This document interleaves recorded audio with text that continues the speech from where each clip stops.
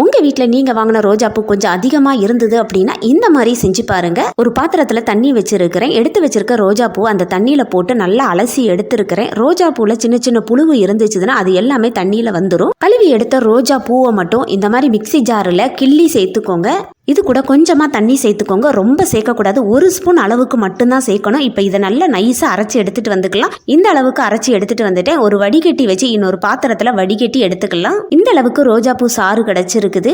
அடுப்பன் பண்ணி ஒரு பாத்திரத்துல தண்ணி வச்சிருக்கேன். தண்ணி நல்லா கொதிச்சதும் எடுத்து வச்சிருக்கேன் இந்த ரோஜா பூ சாறை அந்த கொதிக்கிற தண்ணிக்கு மேல வச்சு 1 ஸ்பூன் வச்சு கைவிடாம இந்த மாதிரி கலந்து விட்டுக்கிட்டே இருங்க. ஒரு 10 நிமிஷத்துக்காச்சு கலந்து விட்டுக்கிட்டே இருக்கணும். அந்த கலர் மாறி ரோஜா பூ தண்ணியும் கொஞ்சம் திக்கான பதத்துக்கு வரும். இந்த டைம்ல அடுப்பை ஆஃப் பண்ணிட்டு ஆற வச்சிடலாம். ஆறுன ரோஜாப்பூ தண்ணியை இன்னொரு சின்ன பாட்டில்ல சேர்த்துக்கிட்டேன். இது கூடவே சுத்தமான நெய் கொஞ்சமா சேர்த்துட்டு ஸ்பூனோட பேக் சைடு வச்சு நல்லா கலந்து விடுங்க. ரோஜாப்பூ தண்ணியோட நெய் ஒன்னா கலக்கிறதுக்கு கொஞ்சம் லேட் ஆகும். நல்லா கலந்து விட்டுக்கிட்டே இருந்தீங்கன்னா ரோஜாப்பூ தண்ணியும் நெய்யும் ஒன்னா மிக்ஸ் ஆயிரும். இதை ஒரு 8 மணி நேரம் ஃப்ரீசர்ல வச்சுட்டு அதுக்கப்புறம் எடுத்து உங்களோட உதடு எவ்வளவு கருப்பா இருந்தாலும் இதை தொடர்ந்து போடும்போது உங்களோட உதடு நல்லா செவப்பா மாற ஆரம்பிக்கும். இதை ஃப்ரிட்ஜ்ல வச்சுதான் யூஸ் பண்ணணும். இனிமேல் அதிக காசு கொடுத்து லிப்ஸ்டிக்